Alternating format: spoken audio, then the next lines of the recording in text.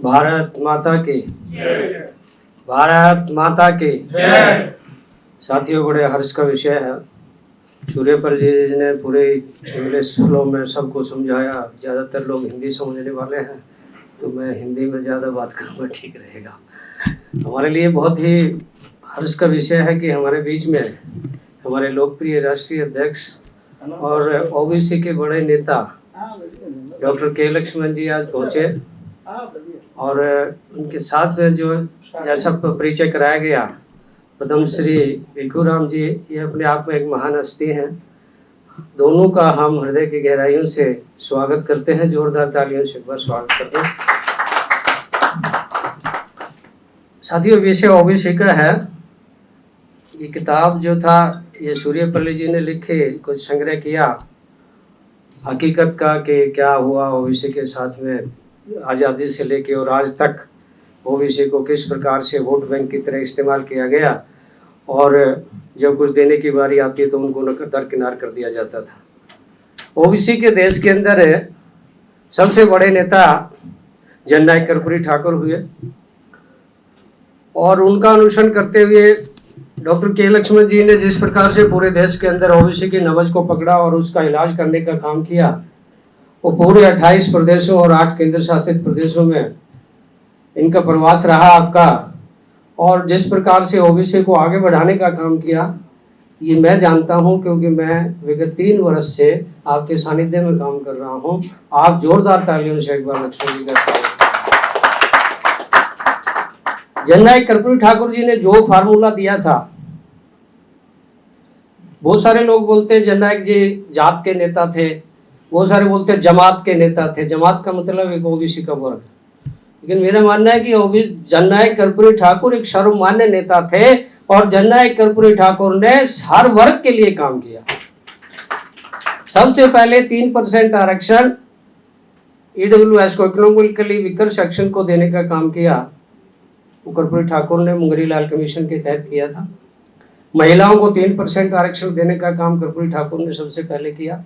27% आरक्षण दिया, और उसके अंदर जो बाइफर्केशन ऑफ रिजर्वेशन हुआ, वर्गीकरण जो किया गया एनेक्सर ए और बी का, पिछड़ा और अति पिछड़ा का, उससे जो एक्चुअल में आज जो ये किताब लिखी गई है, उसका विषय ही ये है कि कर्पूरी ठाकुर जी ने वास्तविकता में आरक्षण को जन जन तक पहुंचाने का काम किया, और उस आदमी तक आरक्षण पहुंचे जो कि उसके लिए अपेक्षित है और जिसकी उसको जरूरत है। ये जो किताब में जो लिखा था नेग्लेक्टेड ओबीसी, अब नेग्लेक्टेड की परिभाषा करेंगे तो कुछ समझ में नहीं लगेगा नेग्लेक्टेड क्या होता है। एक कुदरत का नियम है, बड़ी शाकाहारी मछली जो है वो छोटी मछली को खा जाती है, खाती है ना ये कुदरत का है। अब उसके लिए आपको क्या करना है, जो नेग्लेक्टेड अपने आप को समझते हैं, उसको क्या करने की जरूरत है, इस पर ध्यान देने की आवश्यकता है। और उसके ऊपर जो काम डॉक्टर के लक्ष्मण जी ने किया है और माननीय नरेंद्र मोदी जी ने किया है, वो विगत 70 साल की सरकारों में किसी प्रधानमंत्री ने नहीं किया। ये जगत विदित है। एनसीबीसी आयोग का गठन किया गया, बहुत सारी उपलब्धियां गिनाएंगे तो 1 घंटा लग जाएगा। आप सब लोग जानते हैं ओबीसी के चिंतक, आप विचारक हैं। जितना काम ओबीसी के लिए इस सरकार के कार्यकाल के दरमियान हुआ है, लेकिन बहुत सारे लोग जो थे ना, बहुत करे कराए को बोलते हैं, बोलो क्या किया जी 10 साल में, क्या हुआ 10 साल में, वो हुआ जो पहले कभी नहीं हुआ, खास करके ओबीसी वर्ग के लिए। हरियाणा के अंदर और यूपी के अंदर पंचायती राज के अंदर 8% आरक्षण देने का काम किया। आज हरियाणा सरकार ने 5% और अनेक्सर ए के लिए भी लागू किया है। हम नायब सैनी जी, माननीय मुख्यमंत्री जी का आभार व्यक्त करते हैं कि पंचायती राज के अंदर 13% आरक्षण अब बीसी ए और बीसी बी को दिया गया है।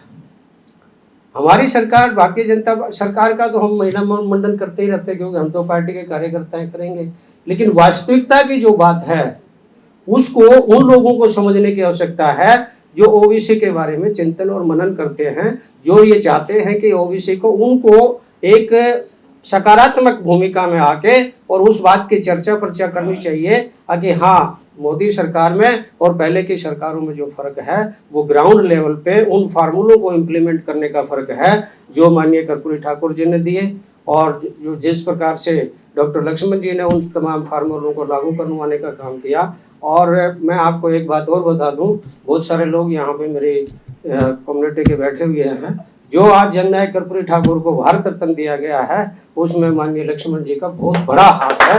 और इनकी अनुशंसा के ऊपर ये विषय बहुत बार उठा और बहुत बार स्लिप हो जाता था, लेकिन इस बार वो स्लिप नहीं होने दिया। और जो बड़ा सम्मान जननायक कर्पूरी ठाकुर को मिला उससे पूरा, सिर्फ एक कम्युनिटी नहीं, पूरा पिछड़ा, अति पिछड़ा और वंचित, दलित, पीड़ित, प्रताड़ित सब लोगों का सम्मान हुआ है, ऐसा मानना है। और देश के अंदर पूरी एक लहर आई कि हाँ, वाकई ये भारतीय जनता पार्टी उन सब लोगों को सम्मान देती है। नरेंद्र मोदी जी जिसको कोई नहीं पूछता उनको नरेंद्र मोदी जी पूजने का काम करते हैं। ये प्रैक्टिकली चरित्रार्थ करने का काम किया है। किताब के अंदर वो सारी चीज़ें लिखी हैं, मैंने तो पढ़ी नहीं है, अभी पढ़ूंगा, मिलेगी तब। बाकी जो मुंगेरी लाल आयोग बिहार से लागू हुआ और जितने आयोग बने, काका कालेलकर आयोग 5 साल 7 साल तक इधर उधर ऊपर नीचे घूमता रहा, उसके बाद में डंप हो गया।